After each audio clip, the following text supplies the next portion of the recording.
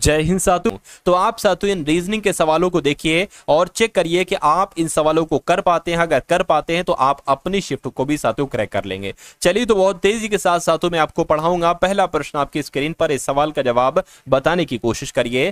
कह रहे कि साथियों 64, 36, 16, 512, 216 आपको बताना है कि साली इस खाली जगह में साथियों कौन सा यहां पर वर्ड आएगा, कौन सा नंबर आएगा। देखिए अगर बात करें जैसे कि ये 6 है तो ये तो साथियों 6 का स्क्वायर होता है, लेकिन 216 की बात करें ये 6 का क्यूब होता है। उसी प्रकार ये तो साथियों 8 का स्क्वायर होता है, लेकिन ये जो है ना ये 8 का क्यूब होता है। तो उसी प्रकार साथियों ये 4 का स्क्वायर होगा, मैं कहूंगा 4 का क्यूब आ जाएगा। और 4 का क्यूब कितना होता है साथियों? 64 होगा। तो प्रश्नवाचक चिन्ह में कौन सा नंबर आएगा? ऑप्शन नंबर बी वाला 64 वाला नंबर आ जाएगा। उसके बाद देखिए आपसे पूछा जा रहा है कि यहां पर आपको कितने त्रिभुज देखने को मिल रहे हैं, 12, 20, 22 या 24। देखिए त्रिभुज की अगर हम बात करें ना साथियों, अगर आप त्रिभुज को काउंट करना चाहते हैं तो मैं आपको तरीका बताता हूं। सबसे पहले ये वाली जो आकृति है आप इसमें त्रिभुज काउंट कर लीजिए और फिर इसमें सातों त्रिभुज काउंट कर लीजिए। जितने यहां पर त्रिभुज होंगे उतने ही सातों यहां पर होंगे। देखिए पहला त्रिभुज आपका सातों ये हो जाएगा, एक त्रिभुज, दो त्रिभुज है ना, तीसरा त्रिभुज और सातवें चौथा त्रिभुज, यानी कि 4 त्रिभुज तो आपको साफ साफ नजर आ रहे हैं, है ना। फिर ये सातों 5वां त्रिभुज है ना, 5वां त्रिभुज हो जाएगा। और ये सातों आपका छठा त्रिभुज हो गया, छठा त्रिभुज हो गया ना। अब देखिए छठा, 6 त्रिभुज आपके ये हो गए हैं, ठीक है ना। 6 त्रिभुज आपके सातों ये हो गए। 6 की अगर बात करें और कौन सा बन रहा है जरा देखिए, हाँ ये देखिए 6 ये बड़ा वाला, ये 7 हो जाएगा, 7 और ये सातों क्या हो जाएगा? 8 हो जाएगा, 8 और ये आपका 9 हो जाएगा, 9 और ये आपका सातों 10 हो जाएगा। 10 त्रिभुज सातों यहां पर बने हैं, 10 त्रिभुज इसमें बने हैं, तो मैं कहूंगा ऐसा ही 10 त्रिभुज इसमें बनेंगे, 10 त्रिभुज इसमें बने हैं तो 10 त्रिभुज इसमें भी बनेंगे। अब देखिए अगर इन दोनों को हम मिला देते हैं तो एक ये बड़ा त्रिभुज बनता है, ये वाला एक ये, यानी कि 21वां त्रिभुज हो गया और ये सातों आपका 22वां त्रिभुज हो गया। तो कुल मिला के सातों यहां पर तो 22 त्रिभुज बन रहे। देखिए ऑप्शन में 22 लिखा हुआ है, बिल्कुल लिखा हुआ है, ऑप्शन नंबर सी में लिखा हुआ है, यानी कि इसमें कितने त्रिभुज हैं? तो 22 त्रिभुज हैं, है ना। उसके बाद देखिए सातों कैसे सवाल आपके पूछे गए थे, कह रहे कि अनीता 20 किलोमीटर उत्तर की ओर जाती है। तो ये डायरेक्शन वाला सवाल है, पूरा पढ़ के क्या करोगे, जैसा जैसा कह रहा है ना साथू वैसे वैसे यहां पर आप लोग करते जाइए। तो यहां पर कहा जा रहा है साथू अनीता 20 किलोमीटर उत्तर की तरफ चली, तो 20 किलोमीटर हमने इसको उत्तर की तरफ चला दिया। कह रहे कि वो दाएं मुड़ी 30 किलोमीटर चली, दाएं मुड़ी साथू 30 किलोमीटर चली। कह रहे कि फिर वो दाएं मुड़ती और 35 किलोमीटर चलती है, दाएं मुड़ती और 35 किलोमीटर चलती है। फिर वो बाएं मुड़ती है और 15 किलोमीटर चलती है। देखिए ये 30 है तो यहां तक 30 होगा, मैं इसका आधा चला दूंगा, ये साथियों 15 किलोमीटर हो गया। करके वह अपने प्रारंभिक स्थान से किस दिशा में है? तो प्रारंभिक स्थान तो साथियों उसकी ये है, यानी कि ये दिशा आपको बताना है कितनी होगी सॉरी, वह अपने प्रारंभिक स्थान से किस दिशा में, यानी कि अगर इस तरफ से हम देखेंगे तो ये दिशा क्या कहलाई जाएगी? देखिए ये दिशा होती है साथियों आपकी उत्तर और ये दिशा होती है आपकी दक्षिण। तो ये उत्तर दक्षिण में ही तो है, तो उत्तर दक्षिण में है साथियों। ऐसा उत्तर दक्षिण कहां पर लिखा हुआ है? सॉरी ये आपका उत्तर तो ये तो पूर्व होता है भाई साहब, उत्तर तो आपका ये होता है, मैं आपको 50 बार बता चुका हूं लेकिन मैं गलती कर रहा हूं, है ना। तो ये आपकी पूर्व हो जाएगी, ये आपकी दक्षिण हो जाएगी। तो दक्षिण पूर्व कहां पर लिखा हुआ है? ऑप्शन नंबर डी में लिखा हुआ है। तो जिनका आंसर ऑप्शन नंबर डी है तो बिल्कुल करेक्ट है। अच्छा डायरेक्शन के 2 से 3 सवाल आपके पूछे जा रहे हैं ना, तो इस सवाल को आप लोग देखिए क्या आपसे कहा जा रहा है। करके एक साइकिल चालक 30 किलोमीटर उत्तर दिशा में जाता है। तो जैसे जैसे यहां पर कहा जा रहा है ना वैसे वैसे साथों आप लोग करते जाइए। 30 किलोमीटर उत्तर की तरफ जाता है तो 30 किलोमीटर साथों ये उत्तर की तरफ चला गया। कह रहे कि पूर्व में घूमता है और 40 किलोमीटर जाता है, पूर्व में घुमा दिया 40 किलोमीटर जाता है। उसके बाद वो दाएं घूमकर साथों 20 चलता है, दाएं घूमकर साथों ये 20 चल दिया। कह रहे कि वह अपने दाएं घूमकर 40 जाता है, दाएं घूमकर 40 जाएगा तो वो यहां पर पहुंच जाएगा, क्योंकि जब ये 40 है तो जाहिर सी बात है ये भी 40 होगी। कह रहे कि तद अनुसार वह अपने प्रारंभिक स्थान से कितनी दूरी पर होगा, यानी कि ये दूरी आपसे पूछी जा रही है। देखिए ये दूरी टोटल 30 है और ये दूरी साथियों 20 है, तो ये दूरी 10 ही तो बचेगी। तो 10 बचेगी, 10 क्या कहीं ऑप्शन में है? देखिए साथियों बिल्कुल ऑप्शन में है, ऑप्शन नंबर बी वाले में भाई, बहुत बढ़िया, वेरी गुड क्लास। उसके बाद देखिए साथियों अगले नंबर के सवाल आपकी स्क्रीन पर है, देखिए सवाल को और मुझे बताइए आपका जवाब यहां पर क्या हो सकता है, बताइए।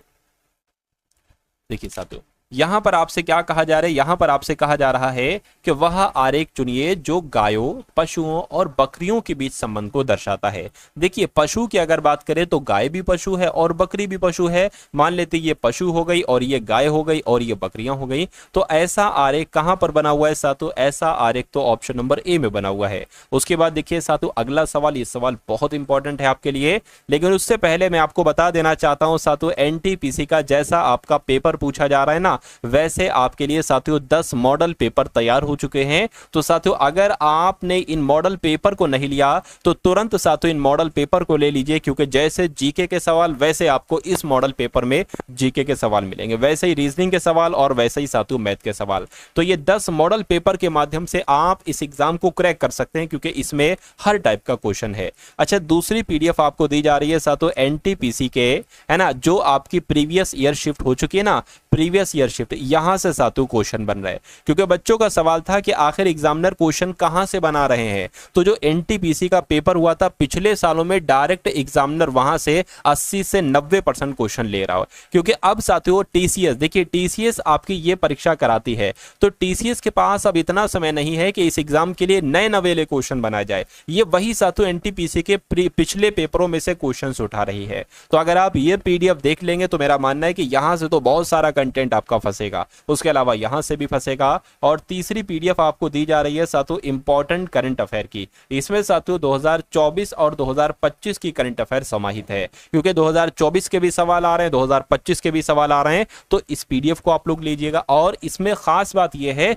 कि हर क्वेश्चन के नीचे ही उसका सोल्यूशन है। जैसे मान लीजिए रीजनिंग का एक क्वेश्चन है, इसके नीचे इसका आंसर होगा और इसी के नीचे ही इसका पूरा सोल्यूशन होगा, है ना। उसके अलावा मैं आपको बता दूं ये पीडीएफ आपको सिर्फ और सिर्फ 45 रुपए की दी जा रही है, बहुत कम प्राइस में। तो डिस्क्रिप्शन में लिंक है एनटीपीसी एग्जाम पीडीएफ का, वहां से जाकर आप इस पीडीएफ को ले लीजिएगा।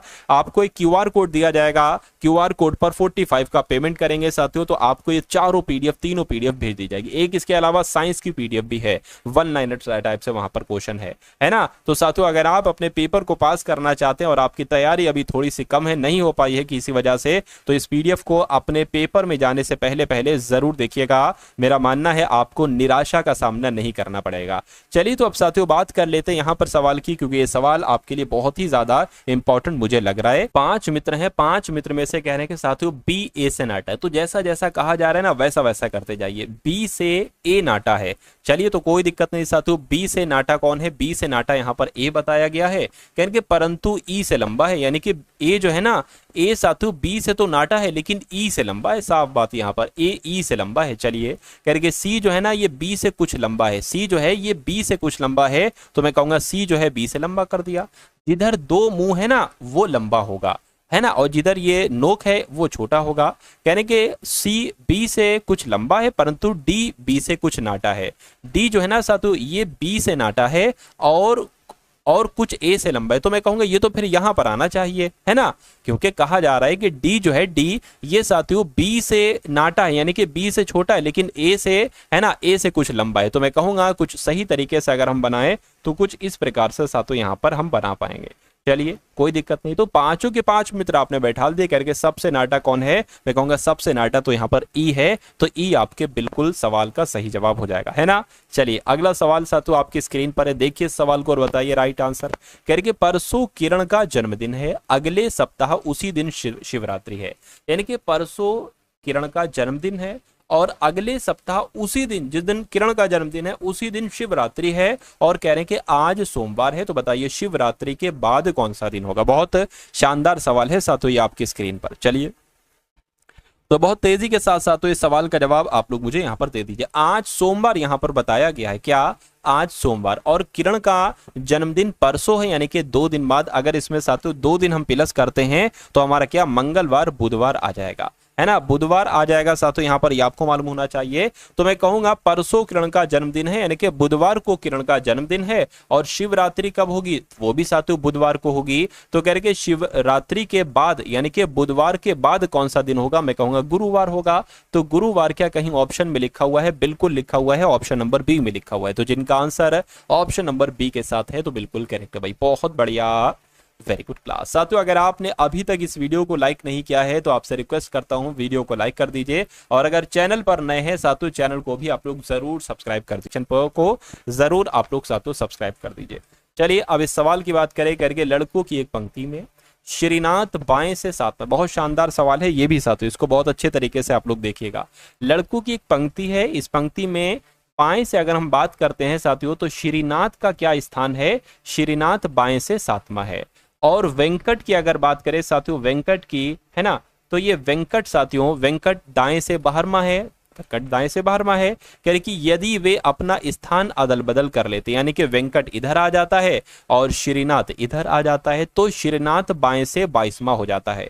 यानी कि श्रीनाथ मान लीजिए यहां पर आ गया, तो श्रीनाथ जो यहां पर आया है ना, इसका स्थान साथियों 22वां हो चुका है। अच्छा अब ये इसकी जगह पर आ गया है। कह रहे कि पंक्ति में कुल कितने लड़के हैं, देखिए ये इसकी जगह पर आ गया है। मैं कहूंगा इसके इधर को कितने लोग हैं, इसके ये तो 12वां है ना, इसके इधर को 11 लोग होंगे, लेकिन इसकी पोजीशन पे ये आ गया है श्रीनाथ।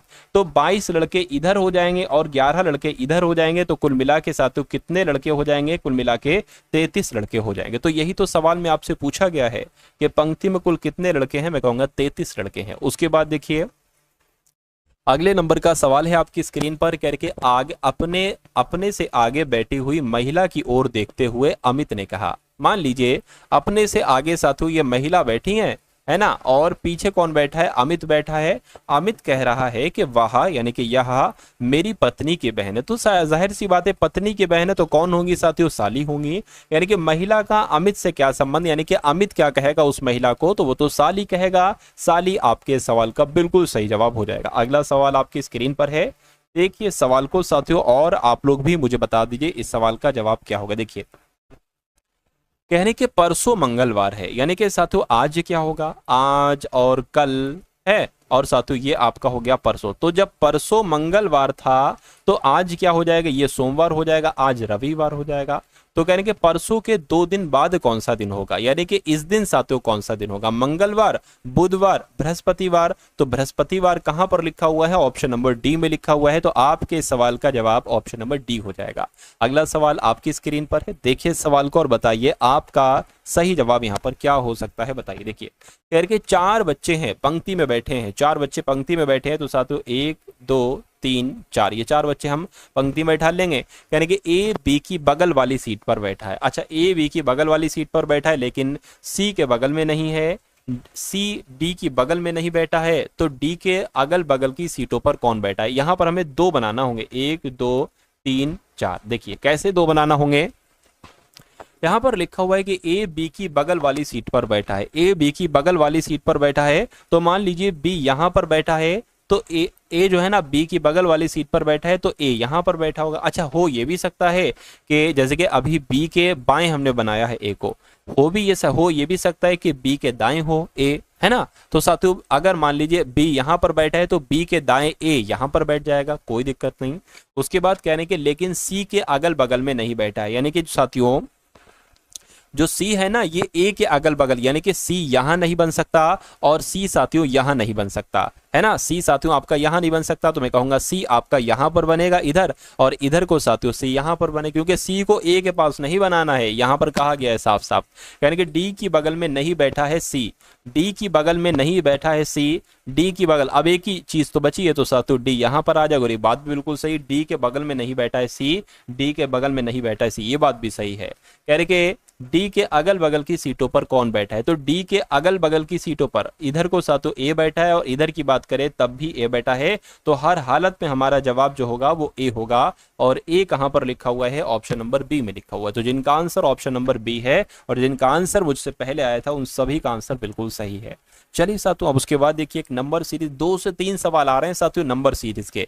कहने के सबसे पहले 49 है, उसके बाद 7 है, उसके बाद 64 है, उसके बाद 8 आ गया, और अगला नंबर क्या आएगा, और 13 उसके बाद आ जाएगा। इस बात का सवाल का जवाब साथियों आपको देना। देखिए 49 से 7 हुआ है और 64 से 8 हुआ है, तो आपको ऐसा नहीं लग रहा कि 7 का स्क्वायर 49 होता है, 8 का स्क्वायर 64 होता है, तो 13 का स्क्वायर क्या होता है, 169 होता है, 169 होता है। तो ऐसा कहां पर लिखा हुआ है, ऐसा तो आपका ऑप्शन नंबर बी में लिखा हुआ है।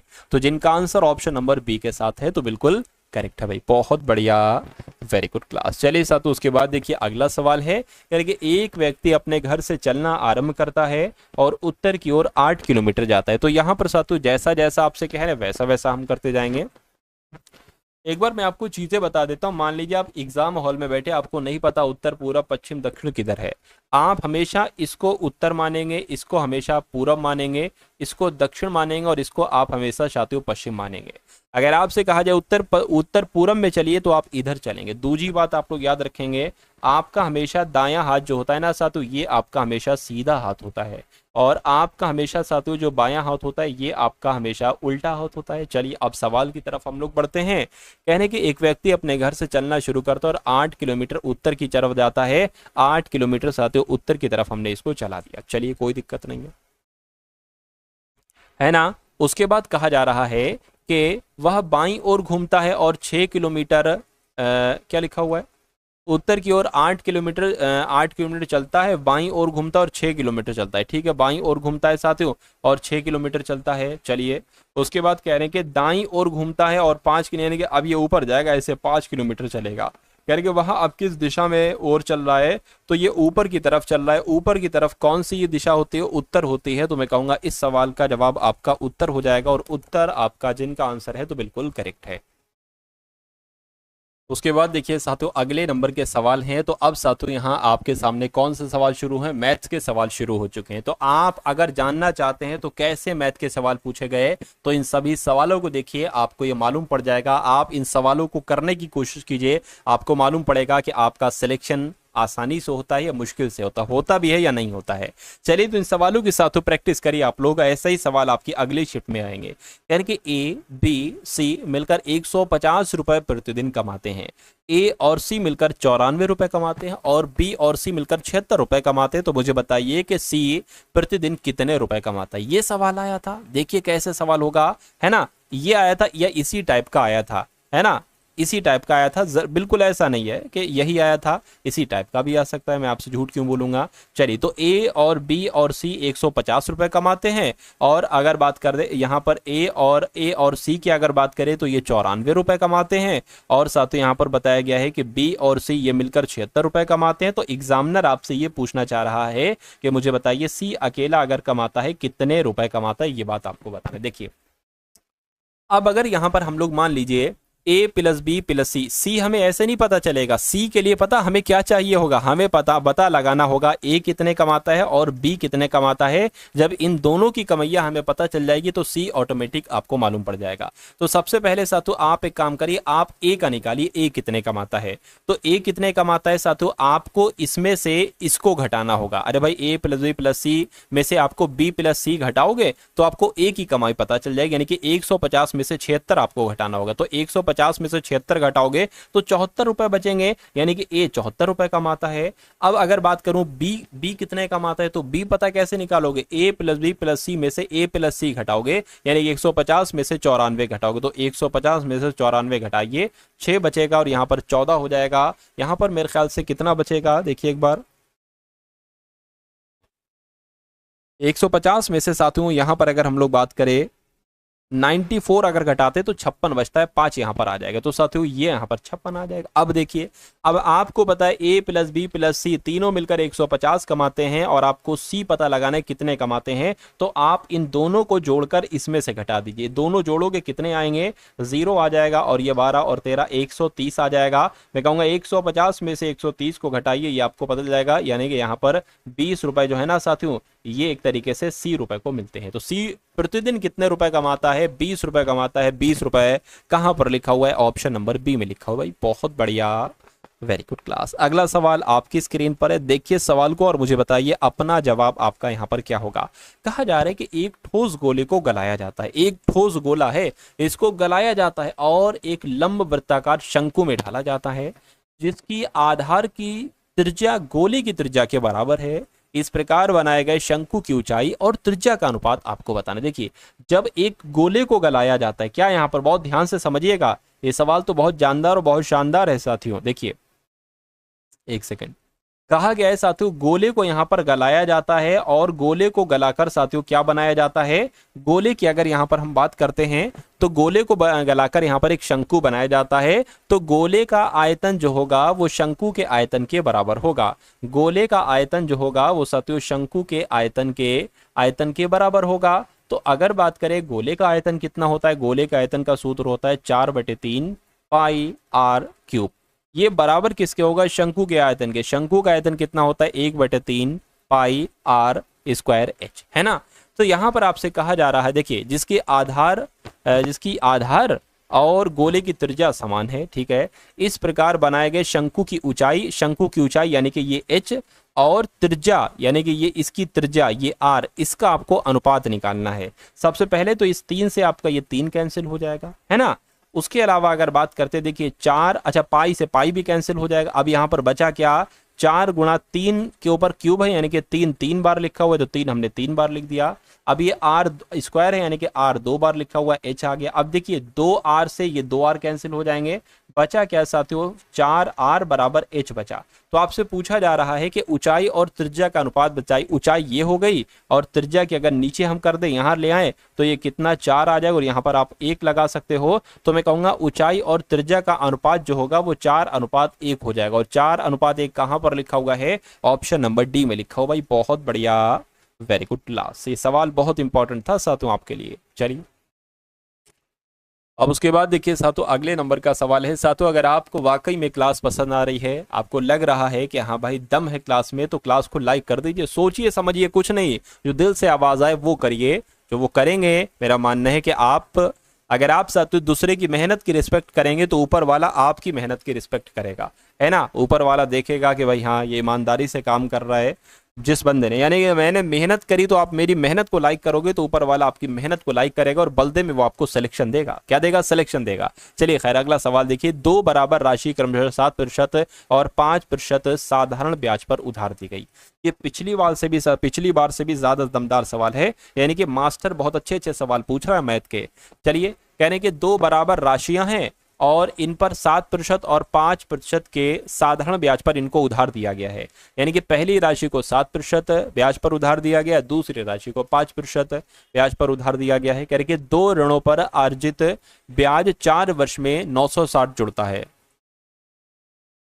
4 वर्ष में 960 रुपए हो जाता है, साधारण ब्याज हो जाता है 960 रुपए। कह रहे कि उधार दी गई कुल राशि कितनी। देखिए हम राशियों को कितना मान लेते हैं, ठीक है, पी मान लेते हैं। मान लीजिए पहली राशि पी है और पहली राशि पर 7% के हिसाब से साधारण ब्याज पर साथियों उसको उधार दिया जा रहा है। और कितने समय के लिए दिया जा रहा है 4 वर्ष के लिए साथियों उसको उधार जो है ना वो साथियों यहाँ पर दिया जा रहा है। ठीक है, तो आपने सुना होगा PRT/100, इसको कैलकुलेट करोगे तो साधारण ब्याज निकलेगा, है ना। चलिए कोई दिक्कत नहीं है। उसके बाद साथियों यहाँ पर अगर बात करें इसको आप जोड़िए, और जो दूसरी राशि है वो दूसरी राशि मान लीजिए 5% साधारण ब्याज पर उधार दी जा रही है। कितने समय के लिए, दोनों ऋणों पर 4 वर्ष है, तो साथियों 4 वर्ष पर यहाँ पर उधार दी जा रही है। और साथियों यहाँ पर भी 100 आ जाएगा। तो जब ये दोनों साधारण ब्याज जुड़ते हैं तो कितना आता है, 960 आता है। इसने ऐसा यहाँ पर कहा है ना। तो इसको आपको कैलकुलेट करना होगा। देखिए साथियों 7 चौक 28 यानी कि यहाँ पर 28 पी आ जाएगा, और साथियों यहाँ पर कितना आ जाएगा 5 चौक 20 यानी कि यहाँ पर 20 पी आ जाएगा। अच्छा यहाँ पर भी 100 है और साथियों यहाँ पर भी 100 है, और बराबर क्या आ जाएगा 960 यहाँ पर आ जाएगा, है ना। चलिए अब साथियों उसके बाद देखते हैं उसके बाद क्या आता है। देखिए 100 यहाँ पर भी 100 यहाँ पर भी 100 आपका एक बार आ जाएगा, और 28 पी और 20 पी कितना हो जाएगा, मैं कहूँगा 48 पी हो जाएगा। 48 पी बटे 100 बराबर 960 यहाँ पर हो जाएगा। अब अगला स्टेप क्या होगा, 48 पी बराबर 960 गुणा 100 यानी कि 100 ऊपर चला जाएगा, कैलकुलेट हो जाएगी। अब देखिए अगर बात करें 48 से कम 48 दूना 96 होता है, यानी कि P बराबर कितना निकला 2, और ये 3 0 यहाँ पर है। तो मूलधन साथियों कितना निकला, तो मूलधन आपका 2000 निकला। तो यही तो आपसे पूछा जा रहा था कि उधार दी गई कुल राशि कितनी है, 2000 है। 2000 आपके सवाल का बिल्कुल सही जवाब हो जाएगा। चलिए साथियों उसके बाद देखिए अगला सवाल है, बहुत अच्छा सवाल है। कह रहे एक परीक्षा में 80% लड़के अंग्रेजी में पास होते हैं, 85% गणित में पास होते हैं, जबकि 75% लड़के दोनों विषय में पास होते हैं।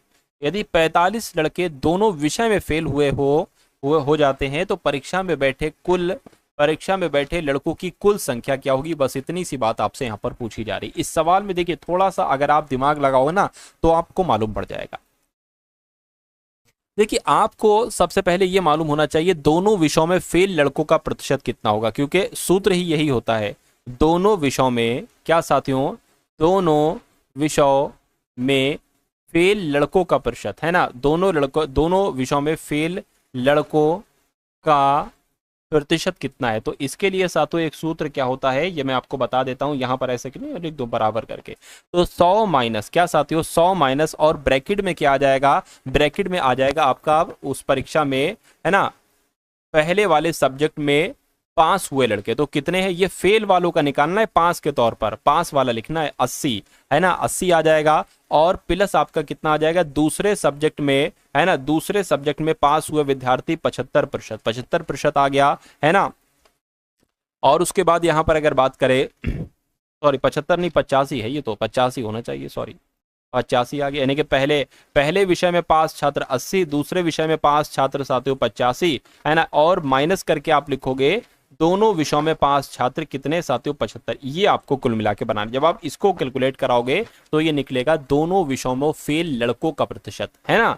चलिए तो साथियों यहां पर अगर बात करें कितना निकल आएगा, इसमें से तो 10 आ जाएगा और ये फिर 90 हो जाएगा, 100 में से 90 घटाओगे 10% आ जाएगा, यानी कि दोनों विषयों में फेल लड़कों का प्रतिशत कितना है 10% है। अच्छा यहां पर कहा जा रहा है कि 45 लड़के दोनों विषय में फेल हुए हैं और यहां पर मैं कह रहा हूं 10% फेल हुए हैं, यानी कि 10% की वैल्यू जो है वो 45 है। तो जब 10% की 45 वैल्यू है और कुल संख्या कितनी हो जाएगी साथियों 100% हो जाएगी, तो 100% की वैल्यू कितनी हो जाएगी, मैं कहूंगा 450 हो जाएगी और 450 ही कुल लड़कों की संख्या होगी। आंसर आपका जाएगा ऑप्शन नंबर बी के साथ है ना। चलिए अच्छा लगा सवाल, बढ़िया। चलिए उसके बाद देखिए अगला सवाल आपकी स्क्रीन पर है, आपसे यहां पर क्या पूछा जा रहा है देखिए और मुझे बताइए। कहा जा रहा है कि 5 वर्षों में साधारण ब्याज पर कोई धनराशि 3 गुनी हो जाती है, साधारण ब्याज की समान दर पर वही धनराशि कितने वर्षों में 6 गुनी हो जाएगी। ये सवाल मैं आपको सैकड़ों बार करवा चुका हूं और आपके एग्जाम में भी देखिए वही घिसा पिटा पुराना सवाल आ रहा है जो मैं आपको सैकड़ों बार करवा चुका हूं है ना, सैकड़ों बार नहीं दसियों बार तो करवा ही चुका हूँ। कह रहे कि 5 वर्षों में साधारण ब्याज पर, तो 5 वर्ष लिख लीजिए और यहां पर क्या कहा गया है 5 वर्षों में कोई साधारण ब्याज पर कोई धनराशि 3 गुनी हो जाती है, तो 3 माइनस 1 लिख लीजिए। उसके बाद कहेंगे साधारण ब्याज पर समान दर पर वही धनराशि कितने वर्षों में, तो मैं कहूंगा इतने वर्षों में 6 गुनी हो जाती है, तो साथियों 6 माइनस 1 लिख लीजिए। इसको आप कैलकुलेट कर डालिए, 5/t आ जाएगा बराबर 2 में से 3 में से 1 जाएगा, 2/5 यहाँ पर बचेगा। अब आप देखिए 5 की गुणा 5 बराबर है ना, क्रॉस मल्टीप्लाई कराइए, 5 की गुणा 5 से कराएंगे 25 आ जाएगा, 2 की गुणा टी से कराएंगे 2t आ जाएगा। अब 2 यहाँ नीचे आ जाएगा, 25/2 बराबर t आ जाएगा है ना। तो इसको कट करोगे साथियों 12.5 आ जाएगा है ना, 12.5 आ जाएगा। तो 2 से कट करे साथियों 2 एकम 2 हो जाएगा, 2 एकम 2 हो जाएगा, ये 5 है, 2 दूना 4 हो जाएगा है ना। पॉइंट लगाएंगे, इसमें से 1 बचा है, पॉइंट लगाए 0 बढ़ गया, 2 पंजे 10 हो जाएगा। तो मैं कहूंगा साथियों 12.5 वर्ष यहाँ पर आपका आंसर आ जाएगा। और 12.5 वर्ष कौन से ऑप्शन में है, तो ऑप्शन नंबर सी वाले में है। समझ गए साथियों ये सवाल। चलिए आएगा तो परीक्षा में कर लेंगे, कोई दिक्कत तो आपको नहीं लगेगी, बिल्कुल नहीं लगना चाहिए। अब उसके बाद देखिए अगला सवाल आपकी स्क्रीन पर है, आपसे कहा जा रहा है करके 2 अलग अलग नल हैं है ना, एक टंकी को क्रमशः 6 घंटे और 7 घंटे में भर सकते हैं। मान लीजिए पहला नल साथियों ए है और दूसरा नल बी है, यानी कि एक नल जो ए है ना साथियों ये उस टंकी को 6 घंटे में भरता है और जो दूसरा नल है बी ये उसको 7 घंटे में भर देता है। करके यदि एक के बाद एक प्रत्येक नल को 1 मिनट के लिए, 1 घंटे नहीं बल्कि 1 मिनट 6 मिनट होगा यहाँ पर, यानी कि ए जो नल है ये इसको 6 मिनट में भर देता है एक टंकी को, और जो बी नल है ये इसको 7 मिनट में पूरा भर देता है। यानी कि यदि एक के बाद एक प्रत्येक नल को 1 मिनट के लिए खोला जाए, यानी कि 1 मिनट के लिए इसको खोलो, फिर 1 मिनट के लिए इसको, 1 मिनट के लिए इसको खोलने के बाद इसको बंद कर देना है, फिर इसको खोलना है, फिर 1 मिनट के लिए इसको और फिर इसको बंद कर दो, फिर इसको, फिर 1 मिनट के लिए इसको बंद कर दो, फिर इसको। ये वाला यहाँ पर साथियों मैटर है, समझ में आ गया। और ये सवाल आता ही आता है। तो कह रहे हैं कि ऐसा होता है तो उसके द्वारा टंकी को भरने में कितना समय लगेगा है ना। चलिए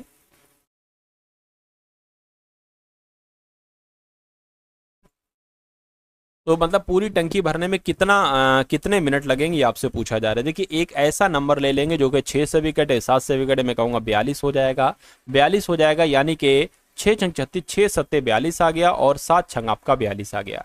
कहने का मतलब ये है कि ए 1 मिनट में 7 लीटर पानी भर देता है और बी 1 मिनट में 6 लीटर पानी भर देता है ना।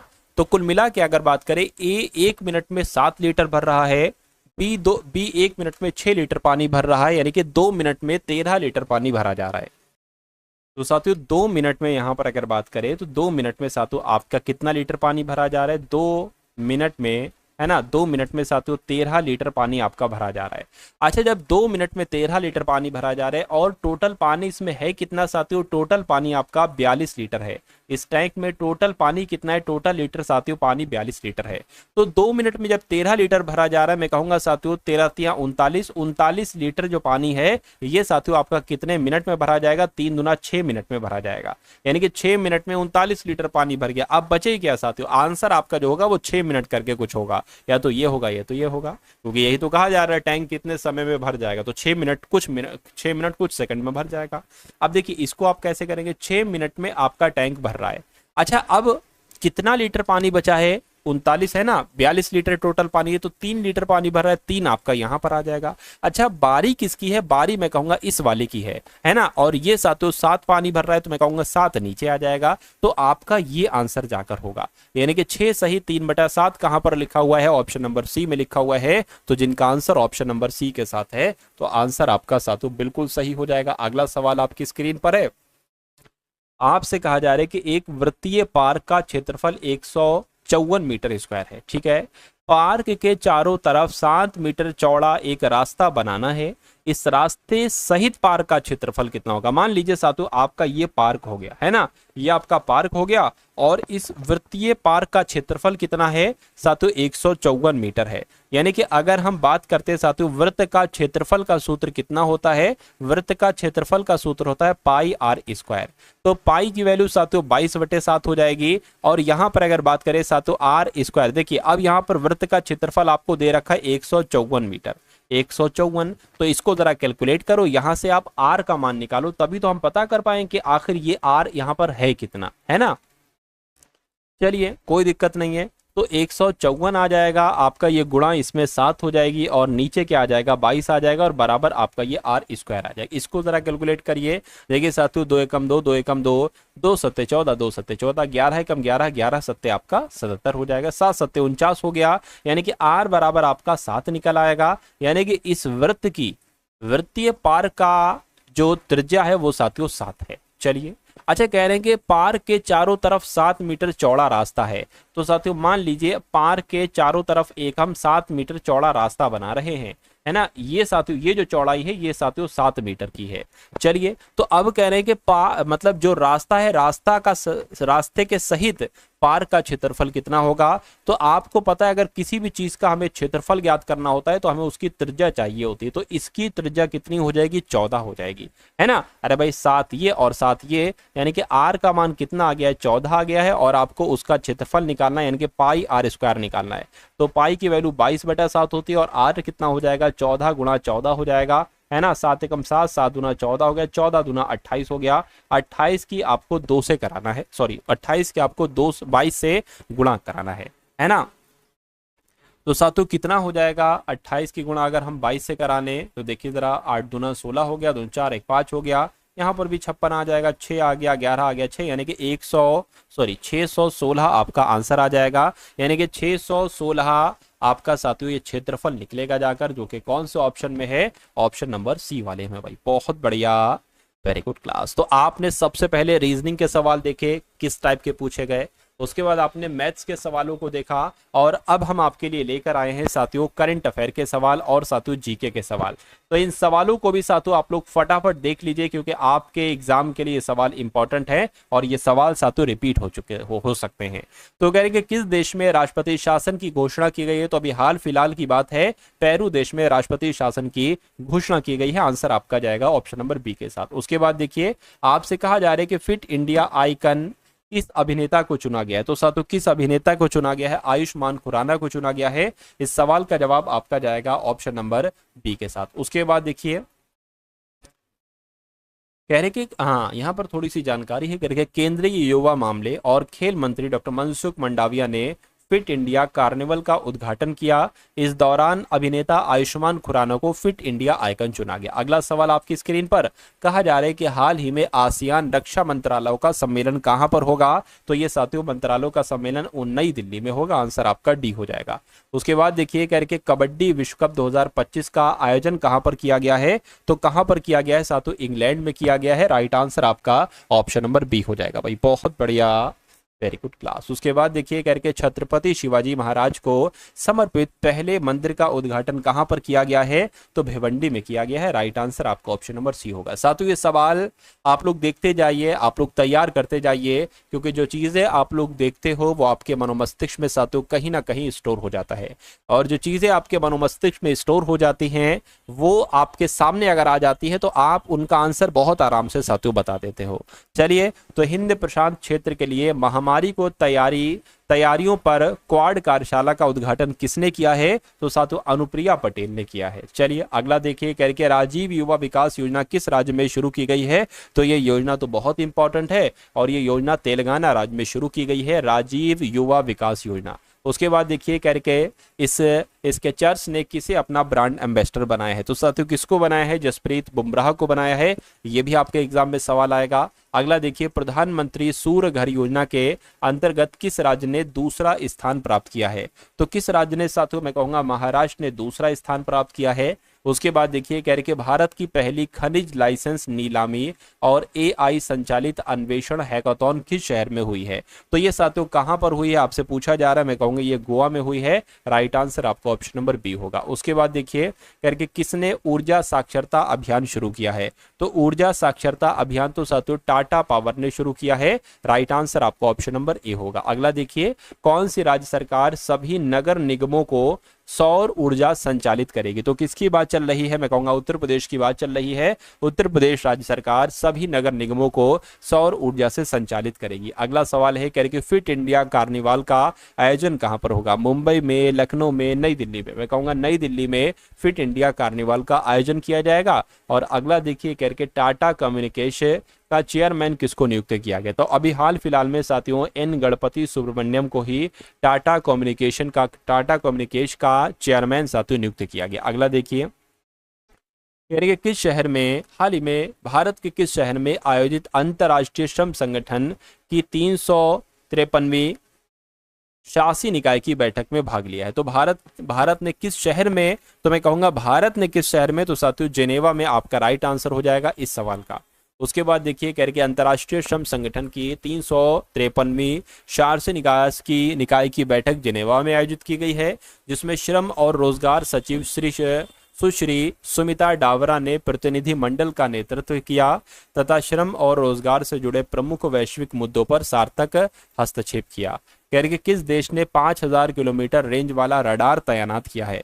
तो किसने किया है? मैं कहूंगा चीन देश की बात चल रही है, यानी कि चीन देश ने 5000 किलोमीटर रेंज वाला रडार तैनात किया है।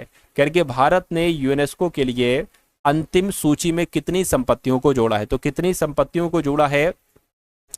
6 संपत्तियों को जोड़ा है। आंसर आपका ऑप्शन नंबर सी हो जाएगा। अगला देखिए इंपॉर्टेंट फैक्ट है, कह रहे कि यूनेस्को के विश्व धरोहर केंद्र द्वारा भारत की अस्थायी सूची में 6 संपत्तियों को शामिल किया गया है, जिनमें से कई राज्यों में फैले अशोक शिलालेख स्थल, 64 योगिनी मंदिर जैसे कुछ क्रमिक रूप से शामिल संपत्तियां शामिल हैं। उसके बाद देखिए साथियों अगला सवाल कह रही है जेम्मा 3 AI मॉडल लॉन्च किया है? तो गूगल ने लॉन्च किया गया है। आंसर आपका ऑप्शन नंबर बी होगा, गूगल के द्वारा लॉन्च किया गया है। गूगल ने हल्के और उन्नत ओपन AI मॉडल की नई श्रृंखला के रूप में हाल ही में गेम्मा 3 लॉन्च किया है। इसे स्मार्टफोन, लैपटॉप और अन्य कंप्यूटिंग डिवाइसों पर चलाने के लिए डिजाइन किया गया है। उसके बाद देखिए करके किस राज्य सरकार ने बजट लोगों में रुपए के स्थान पर तमिल प्रतीकों को शामिल किया है? तो किसकी बात चल रही है? मैं कहूंगा तमिलनाडु की बात चल रही है। तमिलनाडु आपके सवाल का बिल्कुल सही और बिल्कुल सटीक जवाब हो जाएगा। पहला भारतीय वाणिज्य बैंक जिसका पूर्ण स्वामित्व और प्रबंधन भारतीयों के हाथों में स्थापित किया गया था, मुझे बताइए। तो ये आपके साथियों जीके के सवाल शुरू हो चुके हैं। इन जीके के सवालों को आपको बहुत ध्यानपूर्वक देखना होगा, है ना, और साथियों आंसर आपको बताते रहना होगा। यहाँ पर अगर बात करें तकरीबन कुछ इंपॉर्टेंट क्वेश्चंस हम लोगों ने देखे अभी किसके, करंट अफेयर के, और अब हम लोग साथियों जीके के बहुत इंपॉर्टेंट क्वेश्चन देख लेंगे। तो आप लोग यहाँ पर साथियों ध्यान रखेंगे, पहला भारतीय वाणिज्यिक बैंक, जिसका पूर्ण स्वामित्व और प्रबंधन भारतीयों के हाथों में था। इसको कब सातों इसकी स्थापना की गई थी? 1911 में इसकी स्थापना की गई थी, आपको याद रखना है। उसके बाद देखिए करके कौन भू संसाधनों के उत्पादक और उपभोक्ता हैं? तो किसकी बात चल रही है साथियों? पौधे की, सरीसृप की, मानव की। तो मानव जो है ना साथियों, यही तो भू संसाधनों के उत्पादक और उपभोक्ता हैं। अगला देखिए, चेंजिंग इंडिया नामक पुस्तक के लेखक कौन है? तो इस पुस्तक के लेखक साथियों कौन थे? मनमोहन सिंह इस पुस्तक के लेखक थे। अगला सवाल आपकी स्क्रीन पर कह रहे चंपानेर पावागढ़ पुरातात्विक उद्यान ये किस राज्य में है? ये साथियों किस राज्य में है? फटाफट आप लोग मुझे बता दीजिए किस राज्य में है। तो ये तो साथियों कहां पर है? ये तो गुजरात में है ना? कहां पर है साथियों? गुजरात में है, इसलिए आपका right answer option number D होगा। अगला देखिए, आपसे कहा जा रहा है कि कौन सा खेल कौन के कैफ गोल्ड कप से संबंधित है? तो फुटबॉल खेल संबंधित है। फुटबॉल आपके सवाल का बिल्कुल सही जवाब है। दिलवाड़ा और जरगा पर्वत चोटियां निम्नलिखित में से किस राज्य में है? तो ये साथियों राजस्थान में है। क्या दिलवाड़ा पर्वत चोटी भी और जरगा पर्वत चोटी भी कहां पर है? राजस्थान में है। अगला सवाल है करके संयुक्त राष्ट्र यूनाइटेड नेशन प्रतिवर्ष किस दिन नीले आसमान के लिए अंतर्राष्ट्रीय स्वच्छ वायु दिवस मनाता है? तो अंतर्राष्ट्रीय स्वच्छ वायु दिवस साथियों 7 सितंबर को मनाया जाता है। कब? 7 सितंबर को मनाया जाता है। और किस संगठन ने 16 अगस्त 1946 को सीधी कार्यवाही दिवस घोषित किया था? तो मैं कहूंगा मुस्लिम लीग आपके सवाल का बिल्कुल सही जवाब हो जाएगा। मुस्लिम लीग संगठन ने 16 अगस्त 1946 को सीधी कार्यवाही दिवस घोषित किया था। अगले नंबर का सवाल आपकी स्क्रीन पर है। कह रहे कि 712 ईस्वी में भारत पर हुए अरब आक्रमण का नेतृत्व किसने किया था? तो साथियों किसने किया था? मोहम्मद बिन कासिम ने किया था। मोहम्मद बिन कासिम आपके सवाल का बिल्कुल सही जवाब हो जाएगा। अगला देखिए, करके किसे ओलंपिक खेलों में पदक प्राप्त करने वाले पहले भारतीय मुक्केबाज होने का गौरव प्राप्त है? तो साथियों किसे प्राप्त है? विजेंद्र सिंह को प्राप्त है। विजेंद्र सिंह आपके सवाल का बिल्कुल सही जवाब है। उसके बाद देखिए करके किसका उपयोग सर्च लाइटों में परावर्तक के रूप में किया जाता है? तो किसकी बात चल रही है साथियों? अवतल दर्पण की बात चल रही है। अवतल दर्पण का उपयोग सर्च लाइटों में परावर्तक के रूप में किया जाता है। कह रहे कि आंध्र प्रदेश राज्य अधिनियम द्वारा भारत के भाषाई राज्य का गठन किया गया। तो भारत के भाषाई राज्य का गठन किया गया, यानी कि आंध्र प्रदेश अधिनियम के द्वारा भारत के प्रथम भाषाई राज्य का गठन किया गया, ये होना चाहिए। इसलिए आंसर आपका जाएगा साथियों ऑप्शन नंबर सी के साथ, है ना? चलिए उसके बाद देखिए साथियों अगले नंबर का सवाल है। कह रहे कि HIV एक विषाणु है जो शरीर की प्रतिरक्षा प्रणाली पर हमला करता है ना? HIV की फुल फॉर्म आपसे यहाँ पर पूछी जा रही है। तो इसकी फुल फॉर्म क्या हो जाएगी साथियों? ह्यूमन एफिशिएंस, है ना? एफिशिएंस वायरस हो जाएगी, नहीं, ह्यूमन इम्यूनोडेफिशिएंसी हो जाएगी। बिल्कुल साथियों वायरस, ये आपका सही जवाब हो जाएगा। यानी कि आपको साथियों क्या ध्यान रखना है? आपको ये ध्यान रखना है कि ह्यूमन इम्यूनोडेफिशिएंसी वायरस, ये इसकी फुल फॉर्म हो जाएगी। इम्यूनोडेफिशिएंसी आपका राइट आंसर हो जाएगा। उसके बाद देखिए अगला सवाल है आपकी स्क्रीन पर, कह रहे कि कौन सी नदी जास्कर और लद्दाख पर्वतमालाओं के बीच बहती है? तो किस नदी की बात चल रही है साथियों? सिंधु नदी की बात चल रही है। सिंधु नदी आपके सवाल का बिल्कुल सही जवाब हो जाएगा। अगला देखिए, यार कि हिमालय पर्वत की सुदूर उत्तरी पर्वतमाला किस नाम से जानी जाती है? तो इसको साथियों पता क्या कहा जाता है? इसको महा हिमालय कहा जाता है, ये आप लोग याद रखेंगे। चलिए अगला देखिए, कह रहे निम्नलिखित में से किसने हैदराबाद की चार मीनार का निर्माण करवाया था? तो मोहम्मद कुली कुतुब शाह की अगर हम बात करें तो इन्होंने ही हैदराबाद की चार मीनार का निर्माण करवाया था। और अगला देखिए, कह रहे कि 1965 में ज्ञानपीठ पुरस्कार पाने वाले पहले व्यक्ति कौन थे? तो साथियों कौन थे? मैं कहूंगा जी शंकर कुरुप 1965 में ज्ञानपीठ पुरस्कार पाने वाले पहले व्यक्ति थे। निम्नलिखित में से कौन सा खनिज आध्यात्मिक खनिजों की श्रेणी में नहीं आता है? तो आध्यात्मिक खनिजों की श्रेणी में कौन नहीं आता है? देखिए अभ्रक आता है, लाइमस्टोन आता है, लेकिन बॉक्साइट नहीं आता है ना? बॉक्साइट साथियों नहीं आता है, तो ये आपका क्या होगा साथियों? बिल्कुल सही जवाब हो जाएगा। चलिए उसके बाद देखिए, कह रहे कि इक्विटास स्मॉल फाइनेंस बैंक का मुख्यालय निम्नलिखित में से कहां पर है? तो चेन्नई में साथियों इसका मुख्यालय है। आंसर आपका जाएगा ऑप्शन नंबर सी के साथ। उसके बाद देखिए, निम्नलिखित में से किसने मांडू को अपनी राजधानी बनाया? तो साथियों मांडू को अपनी राजधानी जो बनाया वो होशांग शाह ने बनाया था। राइट आंसर आपका जाएगा साथियों ऑप्शन नंबर ए के साथ। भाई बहुत बढ़िया, वेरी गुड क्लास। तो साथियों सारे क्वेश्चंस आप लोगों ने यहाँ पर देख लिए। कैसी लगी साथियों आपको ये क्लास? एक बार कमेंट सेक्शन में आप लोग जरूर बताइएगा। कुछ नहीं साथियों, जय हिंद का कमेंट आप लोग कमेंट सेक्शन में जरूर करिएगा। तो वीडियो अगर पसंद आई हो तो लाइक करके जाइएगा।